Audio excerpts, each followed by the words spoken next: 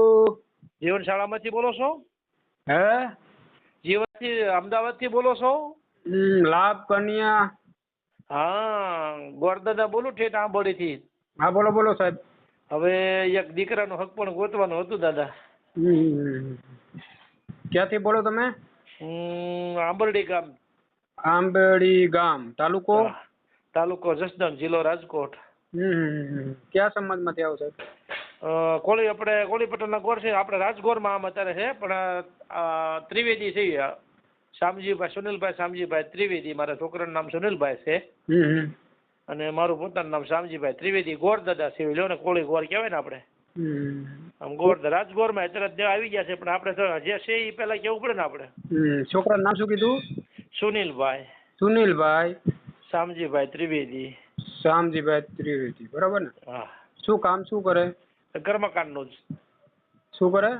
કર્મકાંડ આપણે જે કાંઈ વિધિ કરવાની હોય ને બધાને. લગ્ન. કર્મકાંડનું, કથાયું ને એ બધું. હા, એટલે લગ્ન ને કથાયું ને. હા, બસ એ બધું.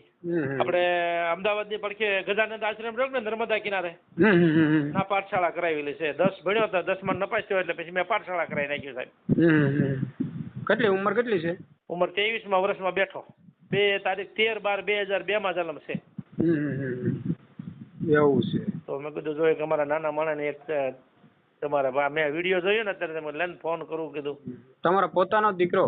મારા પોતાના જ. મારા 3 દીકરી છે, 2 દીકરા છે. 3 દીકરાને લગ્ન કરી વાળા, 1 દીકરાને લગ્ન કરી વાળા, 1 જ દીકરો બાકી રહ્યો છે. એવું હું વિડીયો જોતો હતો, જેમાં તમારો વિડીયો આવ્યો છે, એમાં થોડુંક લાભ જોઈએ જેવું જ કીધું કે વાત કરું જો મારા ભાગમાં હોય ને કદાચ એકાદી દીકરી એને મળી જાય તો. હવે 3 દીકરા છે, બરોબર ને? 3 દીકરી, 1 દીકરો. 2 દીકરા, 1 દીકરો પરણાવી દીધો છે, 1 જ દીકરો કુંવારો. 3 દીકરીને લગ્ન કરી વાળ્યા છે. એવું છે. હા, પોતાના મકાન છે? હા, ઘરના મકાન બધું. જમીન છે? 5 વીઘા.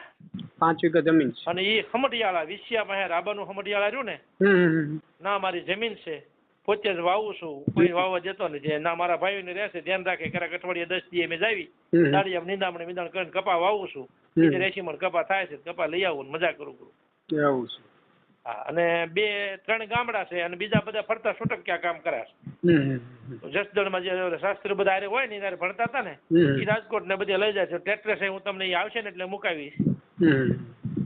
એક ભાઈ અમદાવાદ જઈને તો જોવા લઈ ગયા છે, પણ એમાં મને રસ નથી. અમદાવાદ ને કાંઈ નક્કી ન ક્યાં પ્રભુ રે ન રે, ઓલું આપણું ખાતરી બંધ તો ખરું એમ.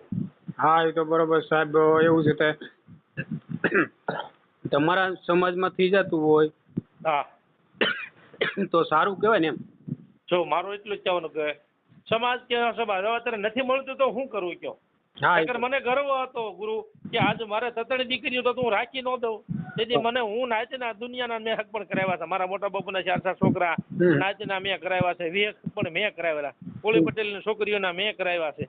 મારા ખોતાના પૈસે મેં કન્યાદાન દેવરાઈને કરાવેલા કામ છે. પણ હવે અત્યારે આ સમય આખો ફરી ગયો છે ને, છોકરા છોકરીઓ પર વી ગયો છે, એટલે આ મોલ તતરા કરવું પડ્યું લો ને. હા, એ તો છે સાહેબ. અત્યારે હું જ્યાં પૂછું ને એમ કે તમારા એક ને દીકરો છે, નામ છે, રહેવું પડશે. આ ઘર જમાઈ કેમ રહેવા મોકલવા? તમે કયો જાય. આપણે દીકરા મોટા કરીને તો આપણે સેવા કરવાનું કર્યું હોય, એમાં આ કરે શું કરવાનું કયો? ના સાહેબ. મોટો છોકરો અત્યારે સુરત છે મારો.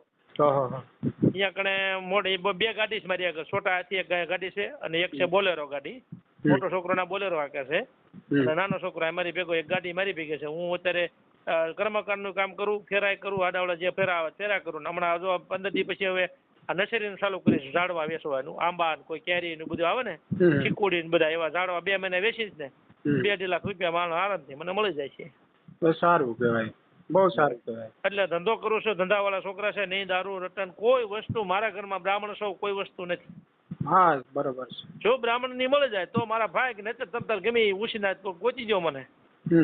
કારણ કે એમાં તો તમને ખબર છે ના તો બધી નાત હોય તમારી આગળ તો ના. હા, આપણે તો સાહેબ એવું છે 18 વર્ષ. બસ, પણ અમારું ઘર બાંધીને બેસી જાય ને એવું કરવાનું છે આપણે. હા સાહેબ, આપણે તો સમજી લો 18 વર્ષના કામ કરીશું એવું. બસ એક આટલું કરી દો તો તમારે જો ભગવાનને જે થતું હોય વ્યવહાર તમારે જે કાંઈ તમે કયો એ પ્રમાણે. તમે ઓડિયો નહીં સાંભળ્યો છે?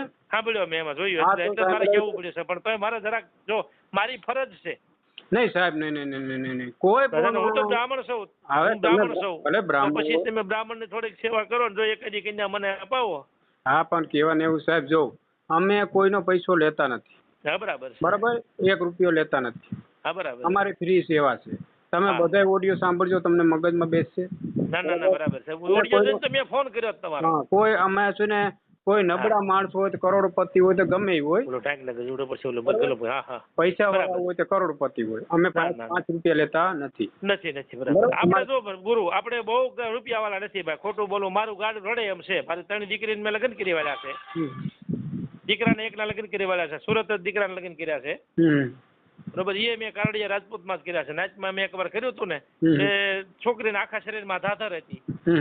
પછી હામું કર્યું હતું. મારા દીકરીને જમાઈ રોવા માંડ્યા, પપ્પા અમારો શું ગુનો? એટલે મેં કીધું બાપા આનંદ થઈ રહ્યો. મેં કીધું વ્યવહાર કીધું બાપા તું મને છૂટું કરી દે. મારી દીકરીને જે હાલમાં લોંગડીમાં છે, બહુ આગળ લોંગડી જે ગામ રહ્યું ને, ત્યાં મારી દીકરી ખુદ છે. જે દીકરો જમાઈ બે આવે છે ને મજા કરે. મેં મારા દીકરાને છૂટું કરીને કીધું. પછી એને બકાલું ઓલા કોરોનાના વાયરામાં બકાલું ચાલુ કર્યું 2 ગાડીઓમાં.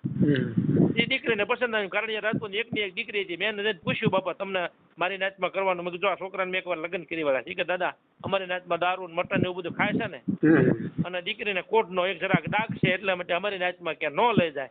એટલે તમારો દીકરો મારી દીકરીને પસંદ છે, તમે જતા હો ધામધૂમથી લગ્ન કરો. મેં કીધું કાંઈ વાંધો નહીં. મેં એને 3 તોલા હોનું આપ્યું. મને સામુને 5 તોલા બિચારાએ હોનું આપ્યું. અત્યારે 4 વર્ષની દીકરી રમે છે.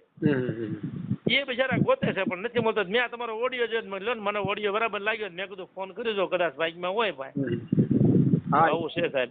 હા એ તો બરોબર. એટલે મોટા છોકરાના તો લગ્ન થઈ ગયા છે. કાયદેસર લગ્ન થઈ ગયા. 3 વર્ષ 4 વર્ષ 4થા વર્ષ છોકરી બે ગયેલી છે. હા એ તો અલગ જ રહેતા છે ને? નહીં, બધા ભાઈ ભેગા મળે જ નહીં. અત્યારે ધંધો ના કરે છે. 4 મહિને 12 મહિને આવે, 2 વાર વ્રત તહેવાર હોય ને ત્યારે આવે. બધું ગમઠાણ ભેગું ચાલે છે. જમીન મારી ભેગી આ છે, મકાન મારા ભેગા છે. આ અત્યારે જે મિલકત આંબોડીમાં 400 વાર પ્લોટ લીધો ને 2 મકાન બનાવ્યા છે. એ આ છોકરાના નામે જ બનાવ્યા છે. કારણ કે અત્યારે બધા પ્રોપર્ટી પેલા માંગે છે. એટલે મેં મોટાને કીધું બટા હું તને સુરત લઈ દઈશ.